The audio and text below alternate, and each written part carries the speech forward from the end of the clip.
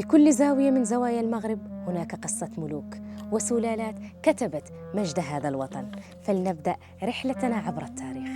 هل كنت تعلم أن أول سلالة حكمت المغرب هي الأدارسة؟